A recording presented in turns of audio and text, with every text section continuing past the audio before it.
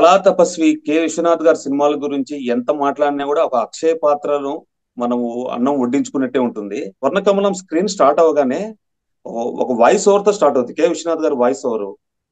రాళ్ళల్లో కూడా రాగాలు పలకించగల కళామూర్తుల కన్నా పుణ్య దేశం మనది.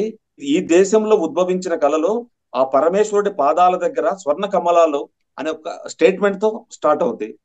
సో ఈ వాయిస్ ఓవర్ కట్ చేసిన తర్వాత ఒక ఫ్రేమ్ లో మనకు వెంకటేష్ ఇంట్రడక్షన్ అయిన తర్వాత నెక్స్ట్ మన ఈ కథ ఏ ఫ్యామిలీ మీద చెప్పబోతున్నామో ఆ ఇంటికి పెద్ద కూతురు అయిన సావిత్రి క్యారెక్టర్ మీద ఓపెన్ అవుతుంది. సావిత్రి క్యారెక్టర్ ఆ ఓపెనింగ్ వాడిన బ్లాక్ కె విశ్వనాథ్ గారి సినిమాల్లో ఉండే కొన్ని బ్లాక్స్ ఎలా ఉంటాయి, చాలా ట్రెడిషన్ గా ఉంటాయి. ఆ బ్లాక్స్ చూడగానే విశ్వనాథ్ గారి సినిమా, ఆ ప్యానింగ్ లోనే విశ్వనాథ్ గారి సినిమా అని చెప్పొచ్చు. కానీ ఆ బ్లాక్ విశ్వనాథ్ గారి స్టైల్ కు కొంచెం స్థాయి నెక్స్ట్ లెవెల్లో ఉంటుంది.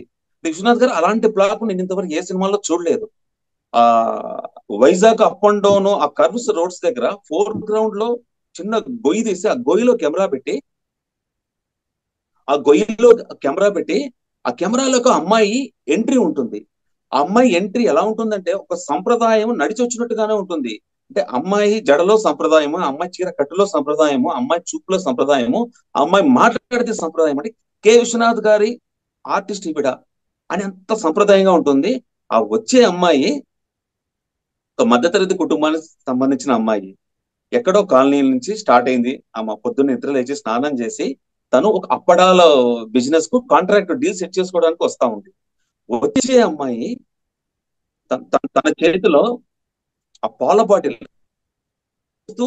ఆ మిల్క్ బూత్ దగ్గర పాల బాటిల్ కొనుక్కొని వచ్చింది. అంటే ఇక్కడ 3 టెక్నికల్ ఎక్స్పర్ట్స్ ఉన్నాయి.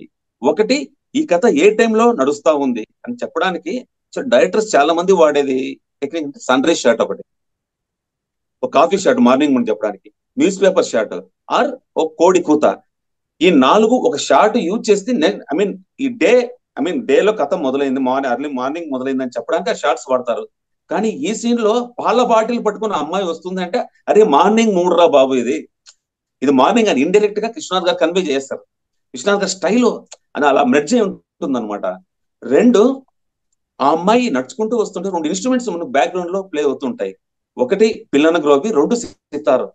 అంటే ఆ అమ్మాయి నడకకు అనుకూలంగా ప్లే అవుతుంటాయి రెండు ఇన్స్ట్రుమెంట్స్. అది మ్యూజిక్ డైరెక్టర్ చేసిన మ్యాజిక్ అది.